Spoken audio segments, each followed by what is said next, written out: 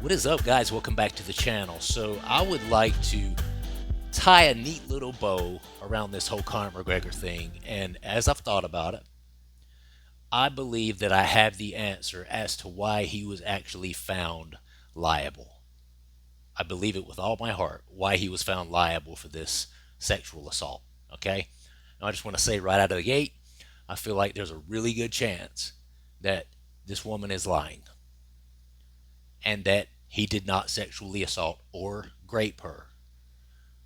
But the reason that the jury was able to lean into the balance of probability, which is there in a civil case, the burden of proof is less in a civil case. Criminal case has to be proven beyond a reasonable doubt, so the burden of proof is way higher, more stringent.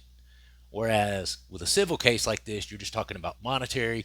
It's on a balance of probability. How likely is it, okay, that he did what he did? And I think that every single last bit of this hinges upon Conor McGregor's known history to have poor impulse control, be highly emotional, and react in violent ways. Bar none. That's it. And the more I thought about this, I'm like, I've gone through like phases with this thing. First I was like, oh, that's messed up. I can't believe you did that. But then once I started hearing how shaky all of the evidence was, and then that Nikita Hand also had a boyfriend and a child at home that she was lying to, and then she was with James Lawrence, you know, seen on security footage later on, making out with him and this and that and the other. She had sex with both of them in the same night. I started looking at it through a different lens, like, wow, this chick is a piece of work. She is likely just lying about this whole thing. And I think a lot of people started to feel that way. But now I've kind of circled back around to why it is that they actually found him liable for this. And unfortunately for him, he's such a famous individual that everything you do, when you're as big as Conor McGregor, you live in a glass house and everybody sees everything that you do. Am I right? They all know every violent interaction that he's ever had. Throwing the dolly at the UFC bus, slapping the man in the pub, you know, grabbing the phone out of a fan's hand and slamming it on these are all things that only a person that has violent tendencies would do. And there's one thing that is true: a sexual assault is an act of violence. Okay? It's an act of violence. The jury knows that. And I think, despite the fact that her evidence was shaky as all get out, I think when they looked at the balance of probability, they thought to themselves, well, he did slap the man in the pub just because he didn't take a shot of his whiskey.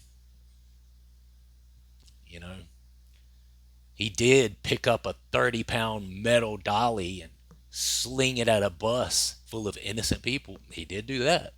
Yeah, that's true. He did. You remember that time he randomly punched some DJ in a club in Italy? He did do that. He had some other woman accuse him of sexual assault, and she jumped in the water off the coast of Spain near his yacht and was terrified, swam ashore and went and told the police. There's these consecutive instances where Conor McGregor has shown to be a very emotional, very aggressive, very violent person with poor impulse control that has the inability to control that immediate outburst of, well, I'm angry. Okay? That's what hurt him in this case. That's why he's held liable in this case. And I still feel like there's a strong possibility that he maybe didn't assault her and that it could have been a consensual sort of situation, okay? But the violent tendencies are violent tendencies. And you're either a violent person or you're not. Me, by example, I'm not a violent person, and I've never been accused of or done anything that would be considered violent towards another individual, right? Um, Conor McGregor has, and he's done it more than once, if we're being honest. Okay, so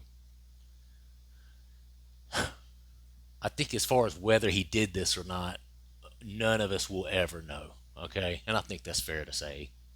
Nikita Hand and Conor McGregor were the only ones that will ever really know. Okay, but I think I can say beyond a shadow of a doubt, the reason the jury found him liable is because they know his history.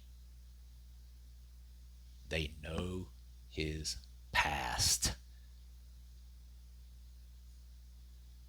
And so when you're considering the balance of probability, I think that's what led them to lean more towards that he probably did. Okay? Subscribe to the channel if you would, like the video, and you know, I want to know what you guys think about it. How's my take on this? You know, I think it's pretty spot on, if I'm being honest. Have a great evening. I'll see you on the next one.